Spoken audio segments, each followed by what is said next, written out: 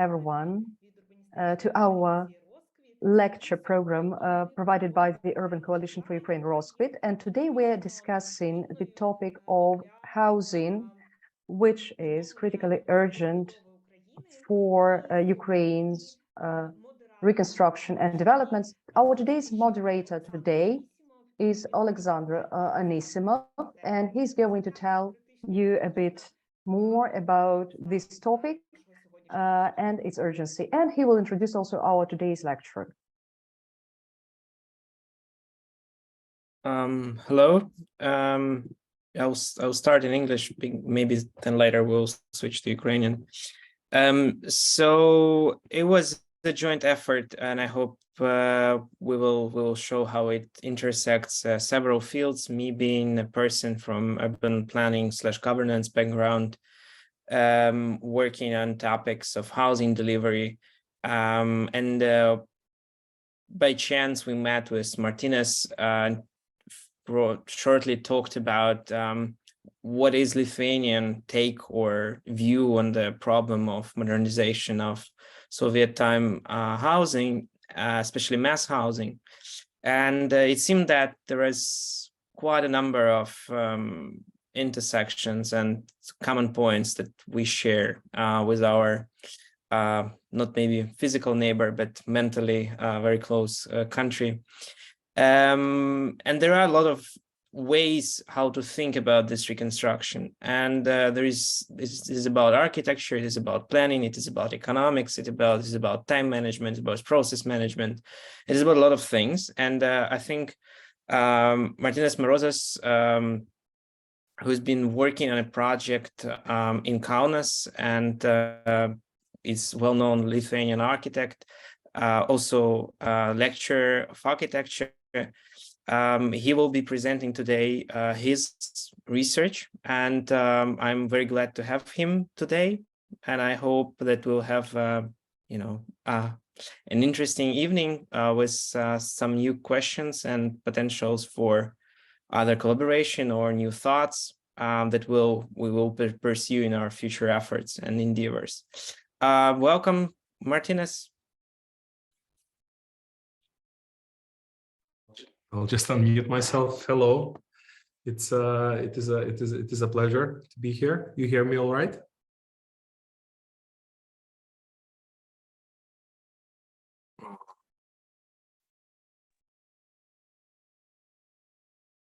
Do you hear me? Yes, we do. Okay. So it's you see my slides as well, right? Correct. Okay, so maybe internet is a little bit shaky, but I think it's going to be fine. So I didn't hear the last sentence. I said that you're welcome to start. Okay, yeah, thanks. Anyway, hopefully there will be no technical difficulties. So first of all, I want to thank you all for inviting me from Roskvit, this urban coalition. And today I am going to share a project that we did last year, and it's related to renovation of Soviet-built housing. Yeah, so. Let's say Soviet built or socialist housing, it doesn't matter how you call it, but it's a kind of it's a problem that is not only Lithuania, but basically all of Europe has it. You know, in Germany it's Plattenbau, then there's Panelki in Poland, and so on. Like half of the world is built with these kind of mass-produced panel buildings. So, and then since most of them, like since the 60s and 70s, are coming to an end of their, let's say, technical exploitation term, it means that it's a massive discussion about how to renovate it. And then since this modernist ideology, according to which it was built, it doesn't really function in the contemporary society. So then there's also a question about urban planning and so on. So I'm going to start quickly about introducing myself. I'm I'm an associate professor in Kaunas University of Technology. I also teach in Vilnius University. I also have an urban design practice called mmap. Yeah, and then basically what we do, to be very brief, is we kind of work in a decision-making processes for the best spatial outcome. So in order to do that, we basically have to do kind of everything. So we sometimes organize architecture competitions. Sometimes we give advice to clients. Sometimes we formulate visions for development of parts of the city. Sometimes we consult municipalities on how they should move on, let's say, with their strategies, plans, and so on. But personally, housing was always my fascination. And then this is like after 10 years, after coming back from the Netherlands, I had an opportunity to actually do kind of a proper research and then really dig into Lithuanian housing renovation problems that I kind of want to share today. This is me. This is a long time ago. I'm this guy in this kind of fur jacket. And this is the microrayon that I was living in since I was a kid, once we still had this kind of very cold winters with a lot of snow. And this is a childhood of like 60% of maybe residents of Central and Eastern Europe. And then these are kind of like maybe this picture is somewhere like 1986, since there's no, my brother is still not there. Yeah, so it means that it's like 1986 or something like that. And then you see that, well, if you go there right now, it's just the trees are bigger, but it still essentially remains the same. The urban structure didn't really change.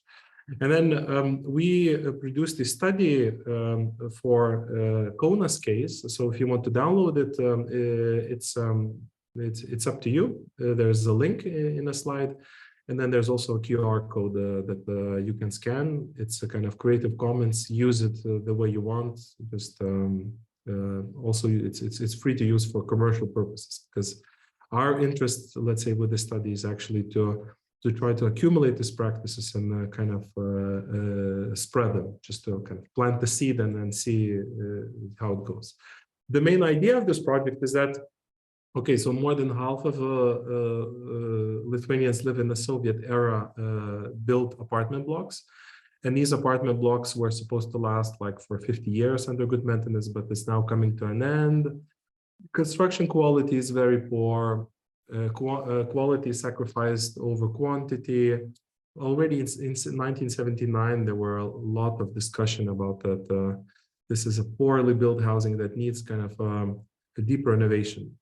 And currently, we renovate only around maximum. That's the best statistics, the years of the best statistics, which is like around 400 or 500 apartment blocks every year.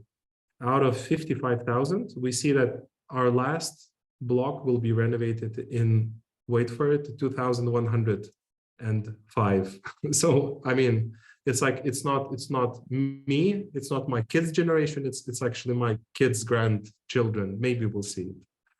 So, and then the quality of housing is nothing new, you know? So, this is like a poster, this kind of a caricature that comes from Soviet times. It says, Dom принят с оценкой отлично, and then there's this kind of the taps are running, then the door doesn't close, the windows doesn't close, the roof is leaking, and so on. So it's kind of, let's say, the classics, you know, nothing new. Then the discussion about the quality already started in 1979, and there's actually, it's just one of the books that we kind of managed to find in some old library, and once you read it, you kind of see that the people at that time, or architects or people who designed it, they're not stupid, you know. So I think the first advice is actually to understand that these buildings actually saved Central and Eastern Europe and almost half of the world. Ah, you have it. That's cool. it actually saved Europe from hygienic crisis because of the overcrowding and other problems. So I kind of borrowed this thing from Mark Twain, and then it was about bankruptcy, you know, the quote. And then the problem with housing, or the housing problem, it's like boiling a frog, you know. If we kind of shout that it is a crisis, then the people kind of really quickly lose interest, and then they just like don't do it because like it's too dramatic, it's overwhelming, and then there's this kind of enormous amount of infrastructure. The budgets are gigantic, so it's not possible to understand how big of a challenge we have to solve. And then I say that, okay, so first it is kind of deteriorating slowly and then all at once. And then I somehow have a feeling that some of the housing stock, even though it's kind of not failing massively, but it's actually on the brink of collapsing. And some of the buildings are already kind of showing marks that it's not functional well. There are some structural alterations that residents did themselves, and then most of these kind of renovations, they somehow seem to be a little bit cosmetic. This is a renovation done 10 years ago, and then like from what is done, you see that this renovation already needs a renovation. And and then once we're talking about the last 20 years of renovation programs, most of the renovation is done like this. So you would have, you would insulate a facade with rock wool or whatever. Then you would have a Trespa facade, which ages horribly. It kind of, then you also have these joints, and then you have this kind of peachy color that slowly turns into like a grayish peachy thing. And then you have this watermarks, and it will not last. And because the buildings were almost completely sealed, you immediately see that it's actually the climate inside the buildings became even much worse.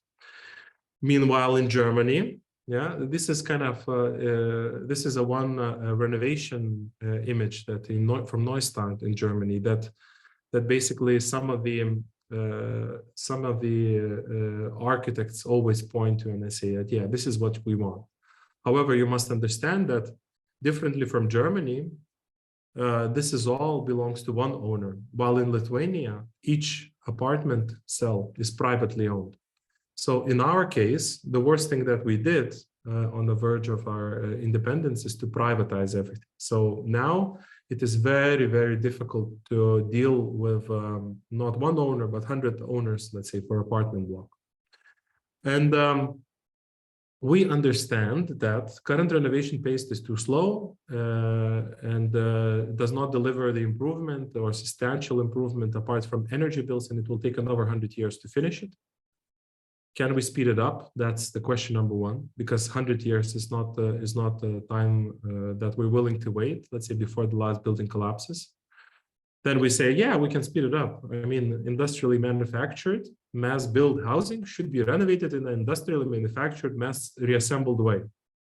And then you kind of, you say that, it sounds logic, and then, but you go to a reality, and then if you go to like the first presentation, and then you say that, yeah, but how do you deal with public space? I mean, which part can you privatize? Yeah. Okay, where do we start? I mean, we have, for instance, Kaunas have 10 microrayons, and in total, their housing stock is over 15,000, not housing units, but apartment blocks with 100 housing units each. So we're basically talking about like 150,000 apartments. Who pays for it? I mean, and then if government pays, then of course the private homeowner will also say that, yeah, I want my house to be paid for. What about my property? What about my car in my backyard? No way. I mean, and then there's this, it is difficult enough to deal with one owner, but how can you deal with 10,000 owners, or let's say 8,000 owners per neighborhood? And then once you think about it, then the challenge becomes even more overwhelming. And then The thing is that if we want to do it like properly and in democratic way, we basically have to create some kind of guidelines or rules of how to kind of continue. And then one thing that yeah, you have to start. Okay, let's start with the research. And then even though we already know kind of in our heads, okay, we tried everything. We know that we need to create a model to renovate houses in a mass-produced way. That's the only way, because if there's some kind of construction worker that is putting this foam for half a year, it's not fast enough. It's too expensive, and then we actually need to find a way of how to speed it up. But in order to kind of learn from mistakes, in order to not to take the paths that have been already taken, Kaunas municipality says, okay, so let's start from scratch. Let's see what has been done so far. So we looked at all the studies, we looked at the housing. We basically have all of these on this map. I'm not sure if it's visible. We have this kind of the buildings by the year they were built. We also kind of investigated the typologies. We also looked at the planning projects, and then we see that, yeah, some of the master plans were not implemented. So the social infrastructure was lagging, and then these are all common problems that Soviet housing had. You know, so for instance, most of architects, okay, they planned swimming pools, they planned sports centers, they planned extra, let's say, social infrastructure, but it was never realized because housing was the main criteria to meet this plan. And then we have all problems. We have houses built. This is like a kind of отлично, you know, the evaluation, but there's no public space. I mean, this is how the people would end up walking to their houses. This is a common image, you know. So these are all problems of these kind of mass-built blocks. And then the problems today that handicap accessibility. Yeah, I'm sure that you also have this kind of things. Then you also have this Michael Schumacher with this Formula One thing. Parking on the children's playground or on the grass, very enjoyable children's playgrounds and infrastructure. There's also some guys who think that the bearing walls maybe are not so important, so let's make a like extra bedroom out of the balcony or something like that. Let's demolish maybe something extra. So and aging population and something like that. So we have quite a lot of data in Kaunas, so we will immediately see that the one thing is that the density is the highest in these Soviet-built housing. I mean, it's by far like 5, 6, or 7 times higher than in the city center.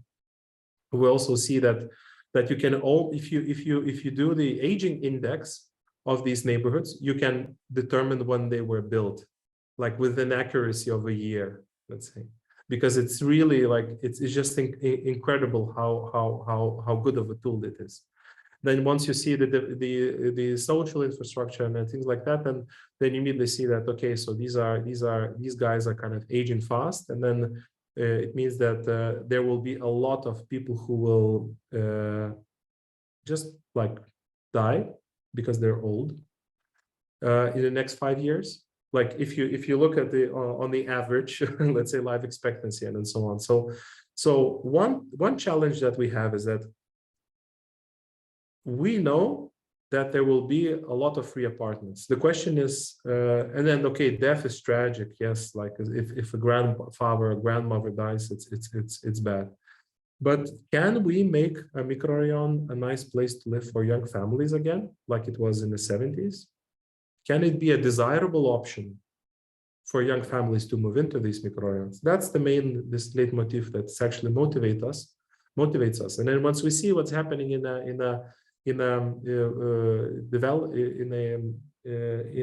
real estate development sector, we see that these kind of Soviet-built housing, maybe it's not that bad.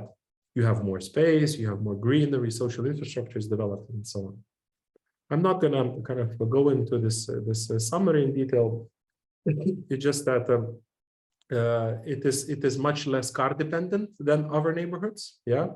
And then most of the, like now it's very popular to talk about 15-minute city. And then the thing is that if you add some workplaces, it can be a perfect 15-minute city, you know? And then we see a potential that there's a lot of free space. There's also quite a lot of infrastructure that is, let's say, not used or it needs to be changed. If we address the parking issue, then we can also talk about the renovation of public space at the same time. We can kind of hide the renovation of public space through organization of parking. That's also a strategy, you know? So then providing convenient and safe pedestrian cycling connections, which is a city's job actually to increase walkability and sustainable mobility.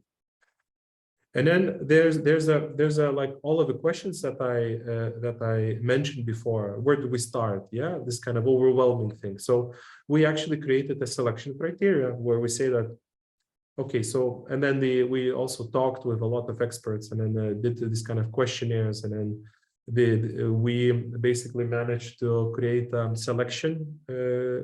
set of selection criteria where we have 4 of them. And then they all have weights. And so population density is important because you can, it's kind of politically important because with one renovation, you can reach the most of users, aging indexed, because it's the most vulnerable part of population, energy use, because of now currently we have this energy crisis and so on, but yeah, so energy use is important, and then the property prices is one of the criteria, and then we kind of then in the end we created this kind of heat map of a renovation priorities or renovation necessity, and this is where this was microrayon of Eigulė, and this is how we selected the pilot. So. One lesson that we learned, you basically need to negotiate about this criteria. And then sometimes, even though the math says that this microrayon needs to be renovated, and according to this criteria, the urgency is high, somehow we feel that usually that politicians tend to skew it a little bit. So this is an area, yeah, you see some like low density housing, and this was the end of a city in the 1960s. This was a forest. You have a highway.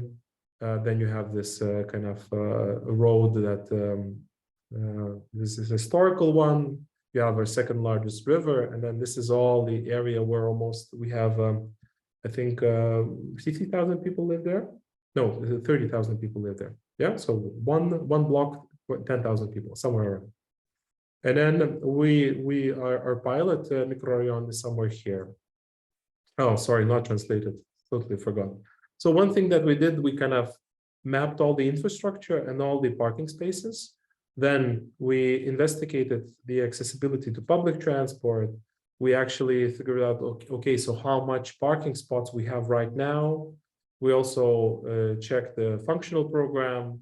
We also checked the natural frame, and then what is built, what is not, because technically, you know, like the Soviet-built microrayon, it doesn't have any parks inside, but within there's a lot of trees, so therefore you can treat it as some kind of a green space, you know.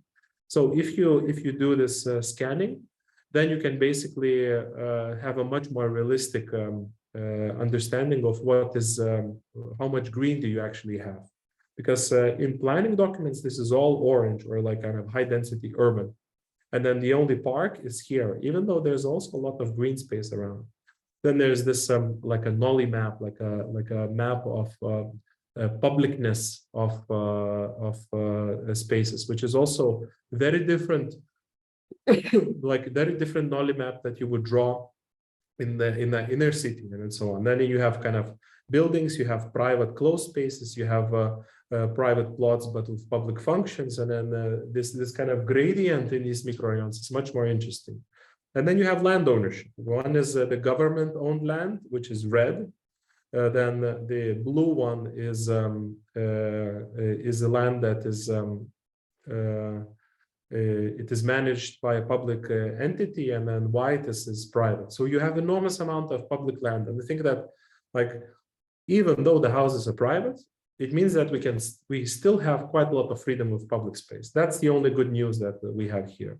And then once we're talking about the local analysis, we see that, yeah, it's kind of car dominant, and then there's nothing really more to tell about that, you know, just because the problems that you see there, they're kind of very similar everywhere. And then one thing that we did, we can talk, I mean, I'm not sure if you see the video, yeah, maybe it will be lagging a little bit, but this is a drone footage of Friday evening, and then the actual situation sometime in September. And then I think this drone video was very revealing of what kind of problematic we have, you know. And you immediately see that there's a lot of green, but then you also see that like there's this kind of cul-de-sacs, and then there's a horrible problem with cars, and there's a little bit of construction. Somehow this kind of modernist planning, I mean, like bad planning never happens out of bad intention, but then if you have like 2 9-story houses, which means like the enormous amount of residences, it just means that their cars will not fit, you know. And then what we calculated, all the cars in the neighborhood, we have this kind of drone footage of an old neighborhood, and then we see that for the amount of houses, it's still not only every second apartment has a car. So like if you would plan it as a kind of car-based thing, it will never work. It's just you would have to put asphalt on the entire thing in order to solve the parking problem. And then what we realized, of course, municipalities also doing some, let's say, infrastructure, redoing the streets, bicycle paths, and so on. But this was revealing, and then one idea that we had is that we really need to make the planning simpler. And what do we mean by that? We mean that I mean that planning documents are usually very complicated to read. And then, but some comprehensive guidelines, or let's say advice, or some kind of principles, is something that could actually help to organize the spatial quality a little bit better. Yeah. So for this particular microrayon, and then I want to address one thing. We have this kind of, for this particular microrayon, we have 10 urban design guidelines, but please create more. This is always, we kind of share this presentation with the municipal planning department, say that this configuration of this modernist built housing, we managed to produce 10 guidelines. But then we already, after analyzing the second microrayon, they see that, okay, we didn't talk about the commerce along the street. What if you have a perimeter along the commercial street, and so on? How do we enable that, and so on? So the list is not final, but here's what we found out. So we see that social infrastructure must be clearly visible and accessible. So we see that people who bring their kids to kindergartens in the mornings, they actually create a lot of mess. And then we see that, okay, I mean, I understand this kind of modernist intention to have our children in a protected let's say, kind of green space, like much further from a busy streets. But if you kind of are honest, then those streets are not really busy, and then it's still kind of clean, you know.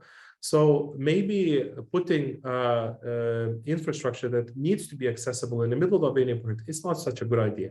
Yeah.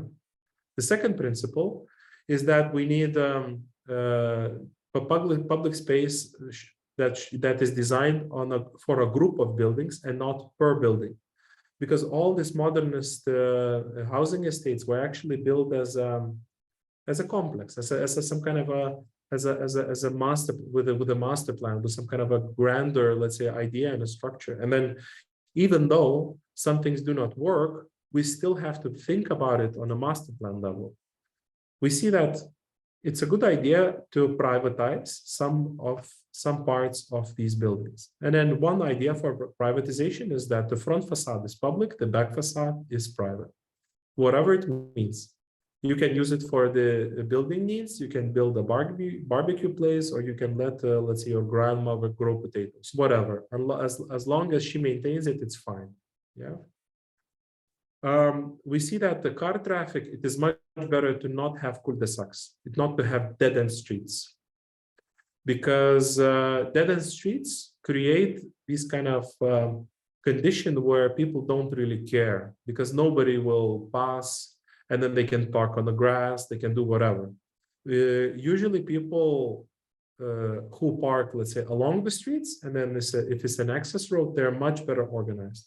So we have to avoid transit and also create a little bit more tidy street network. We also have to not forget that the neighborhood has to be walkable. It's not only for cars. So ensuring that the pedestrian network works, that it connects the public transportation, shops, and so on, so that you wouldn't have to drive, and that you should know that your walk is very it's very pleasant, and then it's a very nice experience. We need to organize parking, and as I said, like working, let's say, with Lithuanian mentality and then this kind of individualism, sometimes you see that sometimes it is much easier to build a very well organized parking lot than the children's playground. I mean, it's a little bit sad, but yeah, somehow it just is. And then I received one advice like 15 years ago that we always have to be friends with the traffic department, because that is where the money is. And if you want to kind of do some changes in the city, you have to be friends with the traffic department, because there's always some money for the streets. Open spaces are used for recreation and strengthening the natural framework. So there's other things. If you have a green lawn, the ecological value of that green lawn is the same as green asphalt. Like if you paint the asphalt green, it's the same. There's no biodiversity, yeah? So what we think is that maybe it's a good idea to keep some parts of a neighborhood actually like not maintained, and then like just fence it off and then see that it's places for nature. And then once you have places for nature, then maybe you have some kind of interesting ecosystems. We also need to apply nature-based solutions, like one of the biggest climate change contributors is actually heating and conditioning, air conditioning and cooling. We also need to manage water, because like if we have some existing trees, they're actually a perfect air conditioner, because in summer they provide shade, and then in winter they drop the leaves and then they let the sun in, which is perfect, let's say, for houses that are poorly insulated for climate control. We have to prioritize the pedestrian movement. So it means that car always has to feel like a guest, and the car should not be able to drive on the lawn or anywhere.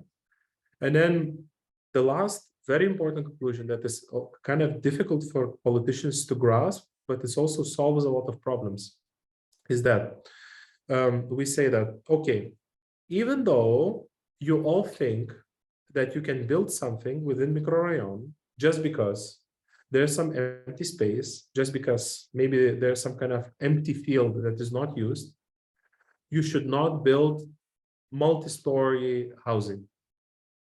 We think that is a bad idea, because it is already the densiest residential areas in the city, usually. So one thing that you should do, you should build alternative housing.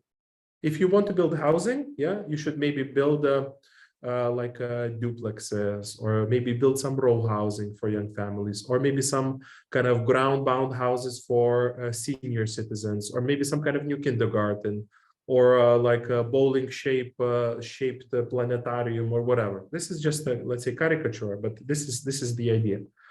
And then once we're talking about these principles, we were kind of go to the other set of questions. What about my property? What about my car in my backyard? No way, I don't want these kind of functions. So then we need, once we have these principles, we also need to test it on a specific neighborhood.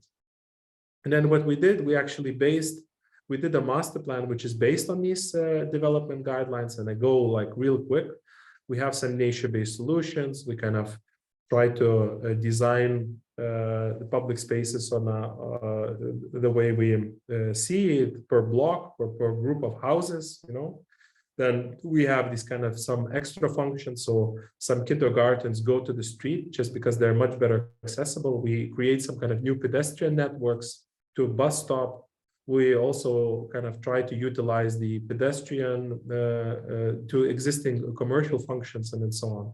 We try to redistribute the functional, to change the functional organization by using the let's say the public funds. And then we see that, okay, so this kindergarten, for instance, is very inaccessible. Therefore, we relocate it here and then we build some housing for senior citizens. Then there's also infrastructure, parking planning, which is always a big issue. And then we basically have to maintain the amount of parking spots as is. At least that's what we agreed, but we need to organize it much better. We also need to talk about balance of mobility needs. How so that once these microrayons were built, they were on the edge of a city. Now the city expanded, and now they're actually in a city. And then this distance, like if you're with a bicycle, is actually not that much. It's 15 minutes by bicycle to the city center. Now they did one bicycle path, and it actually, like, now you have cyclists. And then for those who think that, who say that who comes first, infrastructure or cyclists, it's always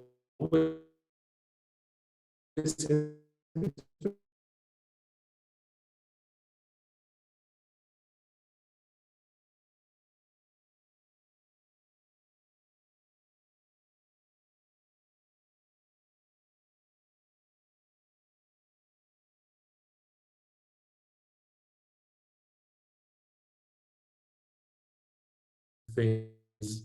Green infrastructure important. Then we have for the entire block, so that is kind of maybe not American like homeowners association, but maybe some kind of a body that could govern itself. And then we have these kind of implementation guidelines in this kind of pilot project where we try to design and then try to illustrate of how good it could be. And then the idea is that try to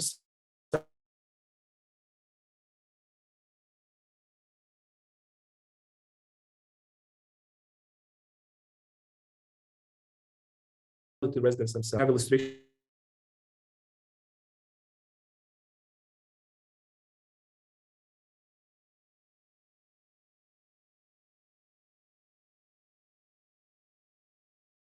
Have been done. There's also some discussion of materials, about permeability,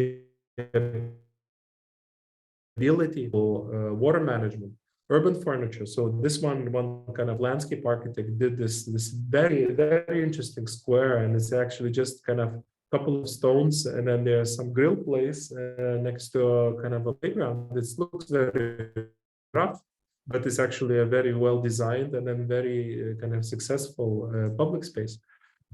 And then, so what we did, like eventually, we increased the ratio of public to private spaces. We created a network of calm streets. We created additional program without building any new housing of the same typology. We addressed the parking issue, which is always a very hot topic, even though as an urban planner, I'm kind of all pro walking, cycling, and then sustainable mobility. But oh well, you know, I also kind of push myself to not be so idealistic sometimes. We also need the balance between public spaces, recreational infrastructure, and then this kind of where do we invest? We also prioritized the pedestrians in public spaces, and then we also created a little bit more space for nature. Yeah. And then once we're talking about transformation of buildings, we have a detailed model of how these buildings are built. And then we actually have these 3 strategies how to deal with buildings. One is renovation. So essentially nothing changes. It just, we have new facade, just better architectural quality. And then we want to have a coalition of good architects that would kind of design some better, let's say, proposals than these kind of orangey Trespa facade for the people. Then we have deep renovation, where you can actually replace some parts of a facade. So it means you can take off these prefab panels and put new ones. This is already, there are some parts of it that has been attended in Estonia.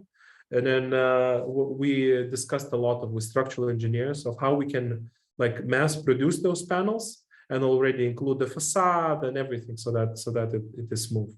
And then there's reconstruction, which is like with Lithuanian law, it's almost the same as building new. So we kind of feel that, yeah, reconstructing the houses, it will have exactly the same cost as building new. So you will have to build a little bit more square meters.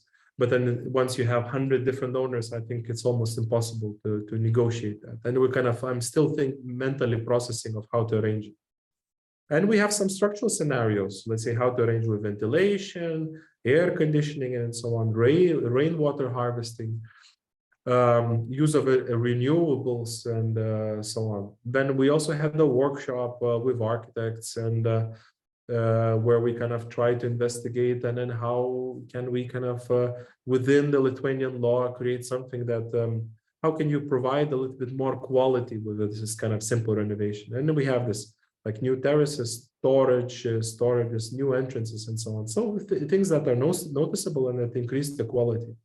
Some visualizations.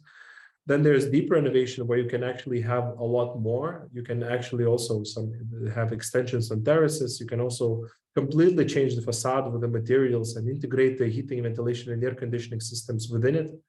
There's also a vision for that, some visualizations, but this is kind of a like a selling image. And then we have this reconstruction, which is also like there's the possibilities are endless. But I think that one way or another, we have to start with public space. And then these kind of, the architects, one way or another, they will be able to come up with some nice architectural ideas of how to make the buildings more beautiful. And then there's the last question, how do we speed it up? This is how we speed it up. We take the facade and then just replace it. And then we want to like separate two things. One is the renovation of public space. So in terms of urban structure, it has to be very good, and then it has to be up to date.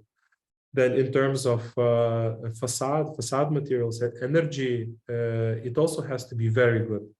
And it also has to be, let's say, done right. I could kind of talk about this, let's say, renovation for hours, but then if I would have to put some key recommendations and conclusions, we see that if you're going to do the slow renovation, it is better not to do it at all. Yeah, we need to integrate we need an integrated solutions, and then we need to streamline the processing. And then some solutions that you would use in your, let's say, individual home cannot be used for renovation of these mass housing. We need more private space in a neighborhood that is designed that's essentially kind of blocks in a floating landscape. So we need to challenge this modernist ideals a little bit. We need to create not this kind of we need to create more livable streets and more livable neighborhoods. We need to make the quality of public realm better.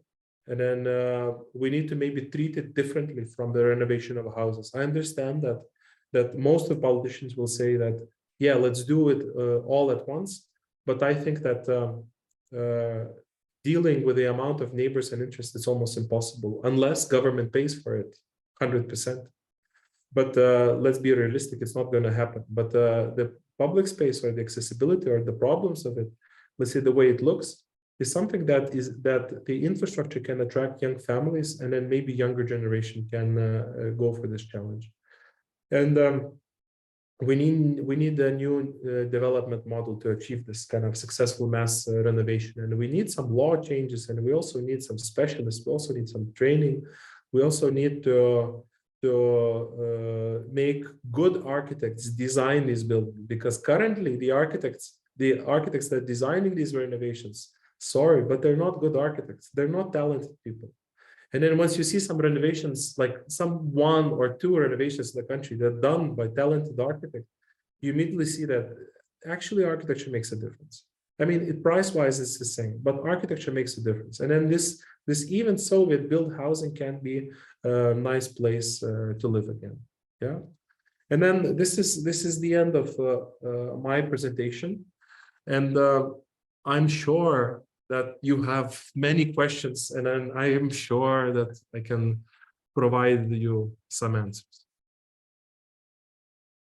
Martinas, thank you very much for this extensive lecture. Everybody is invited to ask questions in the chat in Ukrainian or in the English variant of how you put it. It doesn't matter. We will translate it and read it out. And as you are thinking about what to ask Martinas about, I think I will start with a few questions of my own.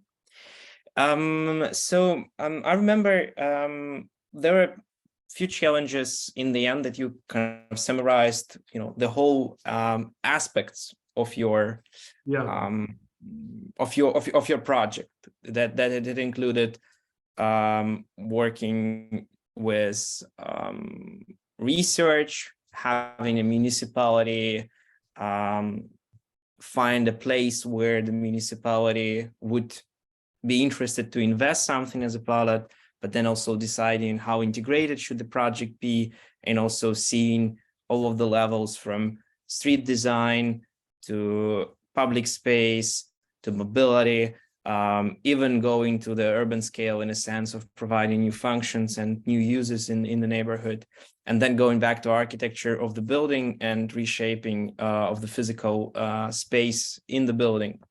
So I think one of the comments before I ask you a question, because there is some Ukrainian context I think everybody has to think about. There is a similarity in our condition, but I think this is interesting, and that we are indeed lacking this integrative look about the microdistricts, because I think we have a few approaches to the problem in Ukraine which are not leading anywhere as of yet. And one of them is economic approach, where these territories are seen as potential places to earn money as in real estate investment areas. Because if you demolish those buildings and build something higher and denser, there is a high potential using the older, public networks and new parks. Maybe it's easy to grasp and to get new capture value from these districts. But obviously, this approach ignores the local communities. It ignores the quality of life that is there. It ignores the issue that, in fact, there is a lack of winning on behalf of the community that is there. Then there is architectural approach,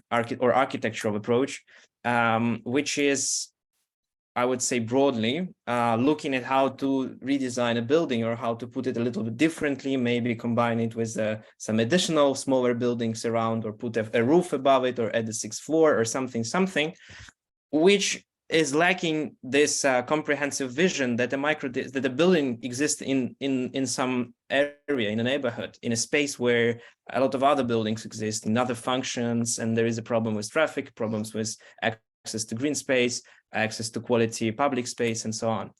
And it obviously will fail, because it will fail to attract interest on a larger scale, and will be one-off investment or one-off project in the place. Maybe a nice one, maybe a skylighting one, but it doesn't impact the quality of life in the neighborhood.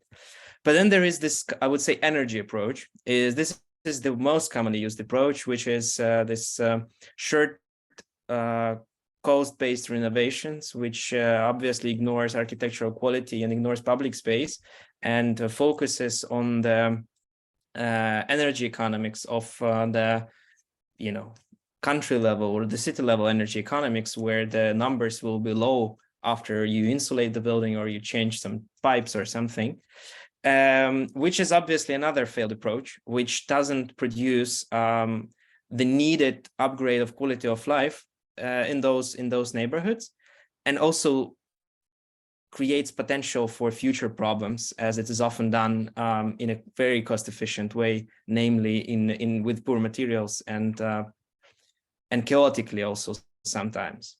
I'm not even taking some other directions, but I think these are most commonly discussed in Ukraine. I think that this is something of an integrative way of doing or way of thinking about the neighborhoods that we are lacking right now, and I think it has to be there. And I think this is the question you ended as an open question: what a new development model would look like, because obviously there has to be a policy mechanism, there has to be a governance instrument that municipality can employ to redevelop those territories.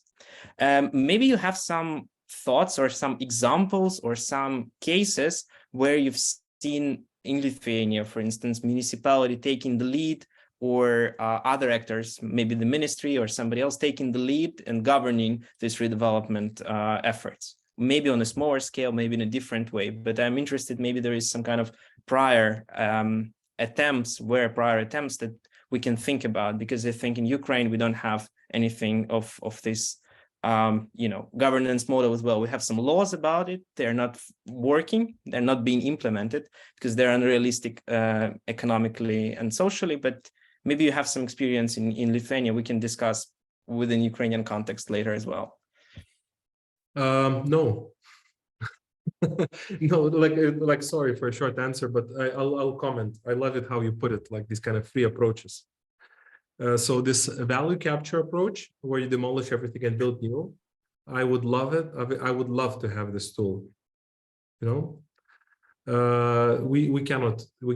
It's not applicable, let's say, in Lithuania, just because we cannot demolish the private property. We have the Constitution, Article 23rd, which says private property is untouchable, So that's it. End of conversation, let's say, on value capture field. Then we have this energy approach. Yes, very common. Ignores architecture architecture approach. Yes, many studies attempted it. We also have like this kind of architecturally very, very strong. But one thing that we want somehow to change, since we cannot use the value capture strategy or instrument, we want to use the financial engineering tools. And at first, it might look impossible, but we know that to renovate one house, it costs somewhere around, to renovate one 5-story house, costs somewhere around from 700,000 to 1 million euros. Yeah. So like if you divide it by 100, 200 apartments or something like that, then it turns around to like 10,000 per unit, 10,000 euros per unit. That's a minimum price. However, if we know that it's going to cost another 10,000 euros per unit in 15 years, just because we will need to do the renovation of the renovated renovation, so it doesn't look very sustainable, So what we're saying now, we actually need to have a financial engineering model where we create investment products. We have a fund. We also need a consolidation strategy of how to buy houses, for instance, from deceased parents, or inherited houses, We have the inheritance tax because like 15% of the value that of the house that you inherit, you have to pay for the government unless you stay in that house. And then most of these old houses, they're a little bit difficult to sell. And then we think that if a government would have a consolidation strategy or a housing corporation where it would be able to consolidate at least 30% of the properties, and if you're looking at demographics and then the average age of some residents, you will see that it is possible to do that. And then if we're actually are able to, let's say, take the money that is existing in the world, create a fund, a long-term fund, 20, 25 years, maybe 30 years, to accumulate enough housing units, and then to use the sold apartments as interest, it's possible to do that. One thing that we need to do, we need to consolidate. We need a consolidation strategy. We need some tax breaks for government purchases.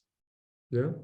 We also need a little bit of financial engineering, some adjustments in laws, and then we can actually go for it. But coming back, let's say to your question, do I have any examples of that kind of transition and renovation in Lithuania? Well, we have a lot of failed attempts. We have a lot of examples of the three approaches, well, two approaches that you mentioned. Yeah, the value capture model doesn't exist.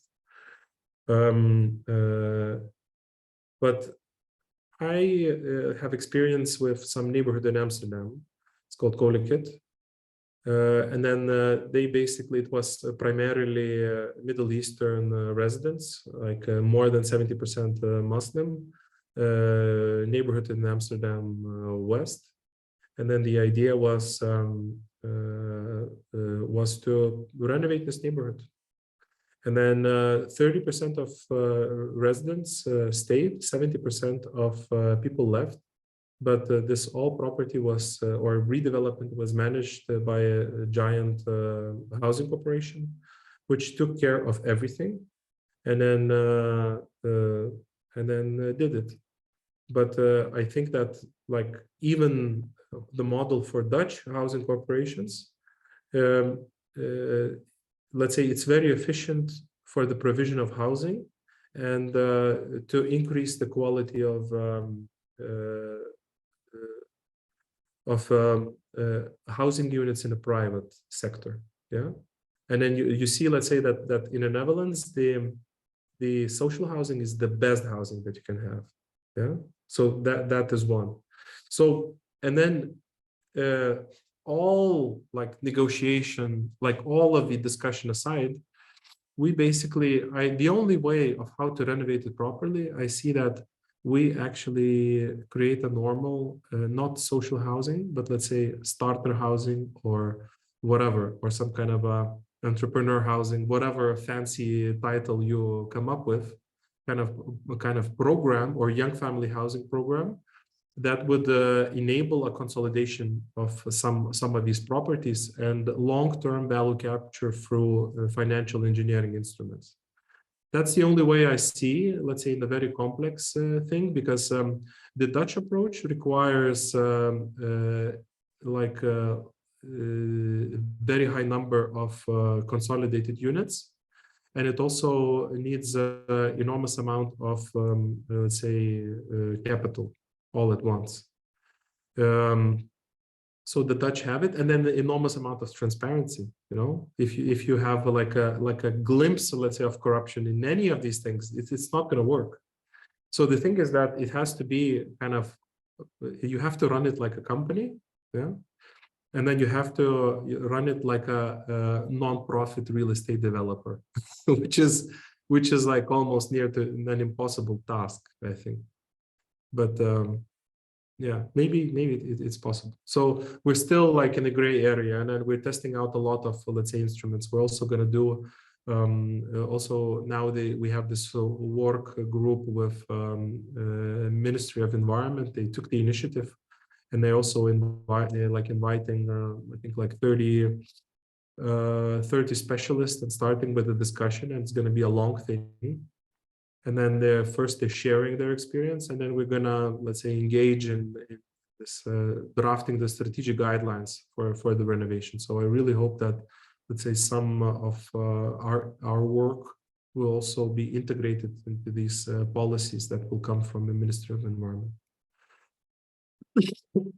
If that answers your questions, but like we're still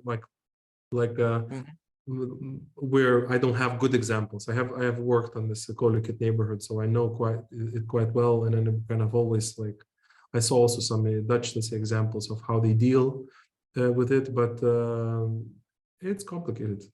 Yeah. So we have two questions.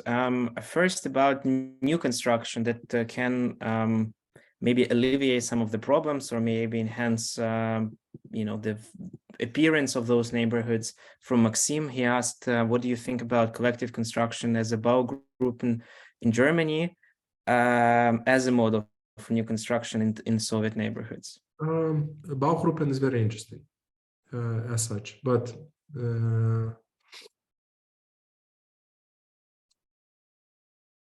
yeah. So I have let's say a couple of friends who were one of the first ones to start one of the first Baugruppe in Berlin, and then they have a really funny story, like kind of very passionate architects that said that, okay, let's, like, those bastard developers, they're taking all the profit. What if we just buy a plot, we arrange like 10 or 12 families, they take the credit, we design everything, and then we create a super nice house. And then they did it, yeah. And then it has like 80 or 100 square meters per floor. There's like 7 or 8 floors, and then the top floor is nice terrace, and then it's also kind of penthouse, which is amazing. And then they all agreed, all the neighbors agreed that they're going to use this penthouse, let's say 1 month a year. And then, so for instance, they can go on holidays to their top floor if they want, and it has like a sauna and then some kind of a chic bedroom or whatever. Or for 2 months, maybe they will rent it out to cover the energy cost or something like that. So it's all jolly. And then that was their first project. And then they said, like, man, we spend so much energy to arrange everything. And then these kind of guys, and then it's like managing 12 single family homes all at once, happening like on top of each other. So one wants a kitchen there, the other one wants a toilet there, and then you have these kind of intertwining like things, and then this democratic, let's say, exercise, it turned out very great. But for an architect, it actually costed a lot of energy. Then their second house, they learned from their mistakes, and their second house was already kind of much better organized, much less democracy, already kind of subscription based, you kind of pay, and then they say, okay, we offset some costs for the development, but we still need to take a salary just because it's a lot of work, let's say, for us as architects, because we also have to manage construction, we also have to procure some things, and also a bit transparent. The third project was a really big, like a unit of 250 houses. And then the question from the audience comes, so what is the difference between you and a developer? And I think they hired some kind of other architects to do architecture. And then, yeah, they say that, yeah. So Baugruppen for me is a good start. I mean, and it will always, you can always produce a very, very nice project, but only once per architecture office. So that doesn't really answer the question. I think that communal organization and then putting money together and doing things, I am always for it, which is essentially what the Baugruppen is. I mean, building something on your own, building something like experimental, doing something with your friends, I don't know, like building an apartment block, let's say, for 12 friends. I think it's amazing. But then it's also maybe a way of how to lose 11 friends. So yeah, it's always a risk, you know. So we also, yeah, sorry, just to move on. I think Oleksandr has another question, and he related to things about strategic planning goal of this process. So how would you put it? How do you kind of see it as a renovation of this form, of this space, but also how does that make a difference in the city? Can you maybe elaborate a little bit? Like, how do you see the impact or the meaning of this renovation program or pilots, if they're, mass scale or small scale ones? Yeah. How do you think they can be positioned, or it can be argued for the municipality or for the, administration on other levels rather than just, you know, spatial change. I will come back to the first thing that you said, and that you put in. Same. These projects are necessary to create good examples, to function as a catalyst for further development, function as a playground, as a sandbox to test different strategies, to see what works and what not. One thing that I now realized, so it means that maybe I'm mature already, or maybe kind of still no gray hair, but maybe there's some wisdom, is that whatever you do as an urban planner, there will be failures. You just, you have to do, let's say, your best not to make them very big, you know, to somehow also to kind of mitigate the damage that you will definitely cause. There's this Wouter van Stiphout who once said that like planning is like a knife, you know, you can cut bread with it and then feed yourself, or you can kill a person with it. So you have to be very, let's say, very open to experiment, however, learn from your mistakes. And usually the projects like this, once you kind of reshuffle everything, once you test out things, their pilot projects are usually to experiment with these potentially interesting strategies. And then once we try, once we experiment, once we hit the wall, once we try to overcome some red tape and barriers and then laws and so on, and then we'll see that it's not possible to do that, then we will adjust our strategy. So a pilot project is essentially a sandbox project where you kind of try to build a model how to continue. But in a strategic sense, I didn't talk about strategic dimension, but it is definitely kind of a very important to us. So from strategic point of view, we need to have an initiation of the project. To initiate a project, we need a good selection methodology. Yeah, so that was the step number one. Microregion selection. In order to do that, we need to approve that methodology, discuss with specialists, to gather relevant data, and so on.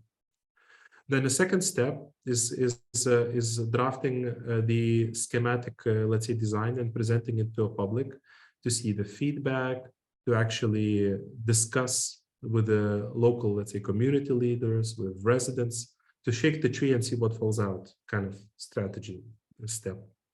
Then adjust our pilot to make it a lot more realistic, to adjust, let's say, to existing situation, to actually make a kind of first, let's say, proposals that can be financially assessed. Then see where are we stuck, what laws need to be adjusted. Then we need to propose some recommendations to Minister of Environment, to local governmental regulations, and so on. Now Kaunas have they now have the total majority in the party that is leading. They has a total majority in the council, so it means that they can do whatever they want. And then if they cannot do it, then nobody can do it, because now it's a situation where we have all planets aligned, and then there's a ray of sunlight that is kind of passing in an ideally kind of thing, you know. So if we cannot do it right now, we will never be able to do it. So, and then strategically, we need to create some kind of a bus. We need to have enough research. We need to assess, talk, readjust, redesign, kind of maybe create more guidelines, procure, build. So that's I think the idea. And then I also have like a little bit more detailed steps about, let's say, like the financial strategy, the community organization strategies. Then we also have for, let's say, where do we start? What project should come first? But it's, I mean, yeah, our study is like very thick, and it's not enough time actually to get into this. Like, you know, Yeah, thank you very much. We have another question about how do you deal with people during reconstruction? What do you offer? Is it a temporary relocation or people stay in the homes? I'm thinking this is related mostly to this renovation or deep renovation methods. Yeah. Obviously, with the classical version, there is no intrusion in the internal space, so there is no discussion. But concerning the variation where there is a significant material change, how do you plan to work with people if they are obviously where Excellent the question. finance wait for a second? That is excellent question. We assume that the renovation of one house, 5-story house, costs anywhere near from 700,000 to 1 million euros. Let's say we say that that's the budget we're dealing with. And then once we analyze the costs, we see that most of the cost is actually construction time, labor costs. Yeah. So in country where, for instance, labor costs are low, you can do whatever, it doesn't matter. But now the construction worker in Lithuania earns quite a lot, and it's much more than an average salary. Yeah. So we see that now this kind of the valeras that are kind of sticking the foam and then kind of smoking half of the time, they earn much more than the prime minister. Yeah. So good for them, let's say. But we see that we need to, if we make the construction process much more efficient, it means that we can do the renovation of the entire house in 2 weeks, 100 apartments in 2 weeks. In order to renovate, let's say, all houses in Lithuania, yeah, we would need to renovate 100 houses, to finish renovating at least 100 houses in a week if we want to do it in 10 years. Okay, like 100 houses in a week, each 1 million, and then what are we talking, like about 10 million or 100 million, like 100 million a week? Okay, that's quite a lot of money, you know. And then once we multiply it by 55, yeah, and we have almost 500 million of houses, like worth of renovation a year, then it becomes interesting. And it becomes interesting because if we have 100 houses where we need to take 1,000 people on holidays for 2 weeks, then it becomes interesting from a point of economy of scale for resorts, for our tourism industry. We can take 10 charter flights and then put them in somewhere in Turkey or Greek or whatever. And then if we check it, yeah, it's going to be somewhere around 400, 500 euros, an all-inclusive resort and so on. And then so that's option number one. We just put them on holidays. Maybe a government can arrange some money and then say, okay, so that's your renovation kind of thing. And then you hang out with your neighbors for a week in an all-inclusive resort, and then you don't know each other, and then afterwards you come back as best friends, or whatever. Yeah. So definitely we will need to relocate families for 2 weeks, but we also thought of, okay, so what about the property? Let's insure it. Let's create an insurance product for that. Okay, insured, but I have some valuable pictures of my family. Okay, let's hire a security company, like 100 houses for 2 weeks. That's also interesting. Like, okay, like we can only now build only 2,000 panels a week. Let's say there are all combined capacity of all factories. Yeah, but we're gonna need 20,000 panels. So what does that mean for our construction industry? We will also have a massive upgrades there. So what we're saying that basically 500 million cost, yeah, a year can turn into a massive opportunity, let's say, for multiple sectors, starting from construction industry. Then we can about the tourism, about hotels, about this kind of leisure. And if you want, let's say if you have some kind of dacha in the forest, we just give you the money for the holidays and just please 2 weeks you're kind of move out, and then 2 weeks after you come back. You can kind of seal it off and then it can work. And then what the good thing is that these renovation can take in phases. So technically, most of the time is actually used to take out these panels. It's usually a day. And then the day after, you already have a new facade. So taking off the panels is the biggest burden. And then the biggest problem, and putting them up. And then we spoke with engineers and said, okay, so we're gonna do a 3D scan of everything. We're gonna have everything is gonna come at the same time with QR codes. We're gonna dismantle it, cut it off, put it on, and then check, and then in one day, half the facade is finished. So technically, just for the safety, just because you work with the structure, residents should not live for 2 weeks.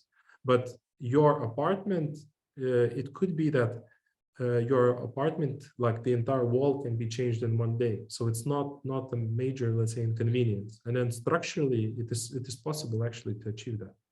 So relocating, we see that relocating people should not be seen as weakness, but we should kind of make it into a thing where people say, yes, my houses will be renovated. It's going to be awesome, like a holiday of a lifetime or something like that. So if we're able to kind of take our biggest weakness and turn it into the biggest strength in the process, then I think it could work better. I think it can kind of would be believable, you know. That's nice overall that's going to be of the common sensual thinking about the problem. Also, we have another question from Pavlo. I will translate it to English directly. So he asked about how do you, in a way, you've proposed several guidelines that are based on some methods or methodology that are based on some values or based on something else. And he asks if there is some basic or baseline criteria or baseline approach. How do you evaluate the quality of urban space and urban projects? Because it's interesting that you offered a lot of answers in a sense, but I think there is the question about what stands behind them. So why do you think those solutions will work, or why they're good for people? And that taken together, do you have something like an overall framework? How do you see what is project that works well? Unfortunately, I do, but I'm also not famous for short answers.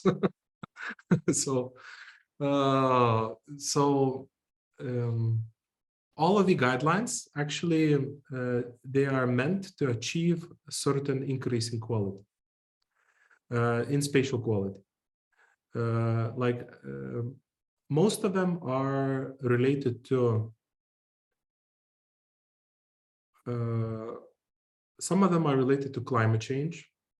Yeah.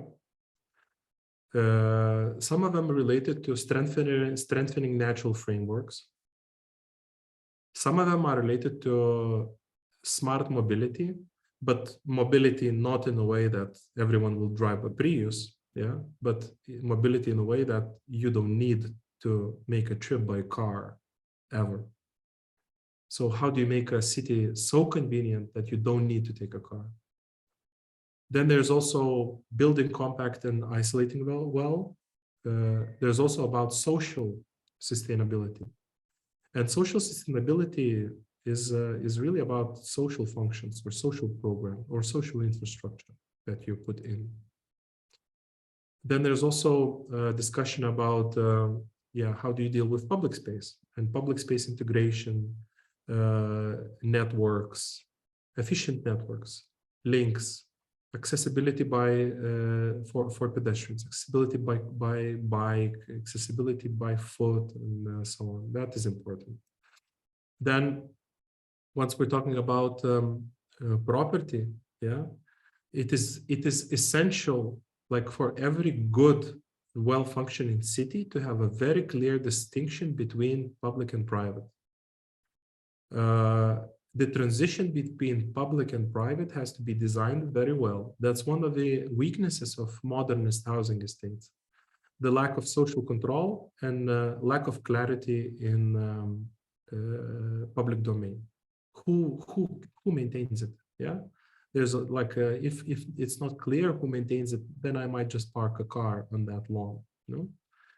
Then a sense of ownership and identity and community, and then all of these kind of small urban planning things and bits of theory that we want to kind of integrate into this very simple guideline. So the guideline is really our attempt to make a planning simpler and to make these quite complicated theories accessible to not so experienced designers that are going to be designing that.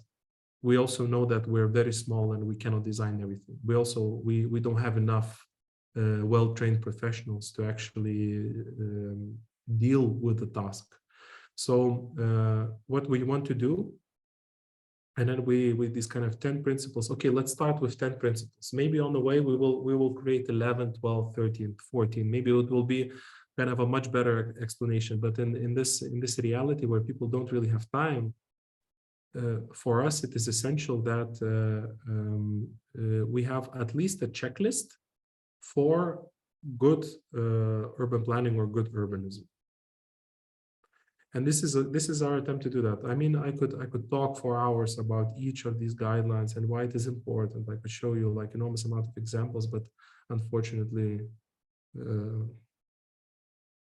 our time is limited. So, and then I always encourage some fellow professionals to actually also contribute to that list.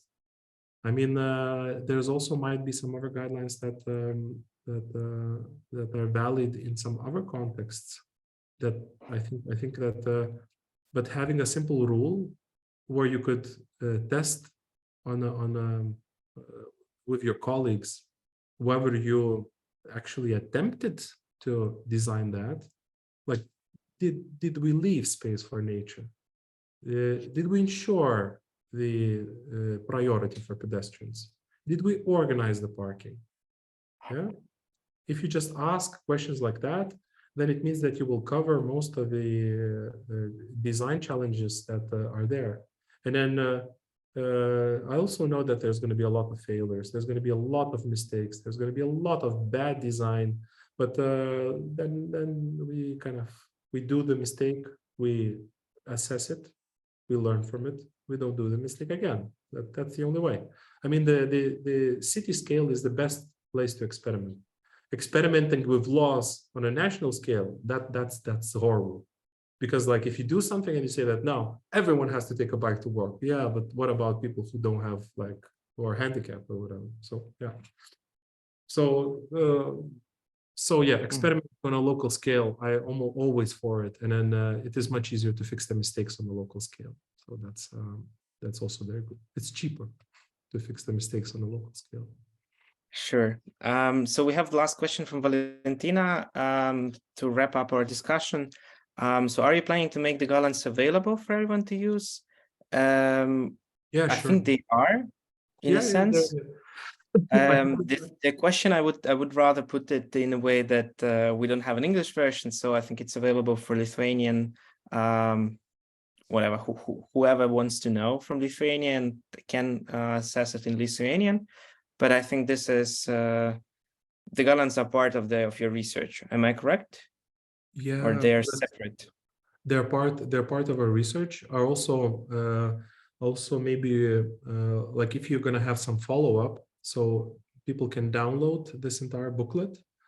Yeah, use the graphics, use the guidelines, translate it. I also made this attribution of this kind of Creative Commons 4.0, which is free for commercial use. So if you're a designer or a planner, I'm not just like just write down that some dude from Lithuania did it, and that's it. Just common sense attribution, and that's it. But we're not gonna say that yeah, like it's our thing. Please use it. I mean, go ahead. Just right. Because we're interested in like making the cities a little bit better. So like it's for common good. So from my side, I think there will maybe some update about the next lecture from Lilet or Margot or Valentina. But from my side, thank you very much for today's lecture. And I think there were a lot of valuable insights about the comprehensiveness and about the ways of thinking about dealing with the subject matter, not just from one-sided perspective, but seeing the comprehensiveness from financial, economic, spatial and architectural sides. And we'll have, hopefully, Martinas as a lecture in the series of webinars by an European Bauhaus for the Hromadas, which will take place quite soon. If you have a Hromada that wants to participate, you can invite them, and we'll look into possibility of making some of those guidelines available in Ukrainian or else. Thank you again, and bye. I also want to thank Olena, the translator, for all the hard work. So I hope I was not too fast. Like, if it's good, then yeah. And then thank you all for inviting me. It's an honor.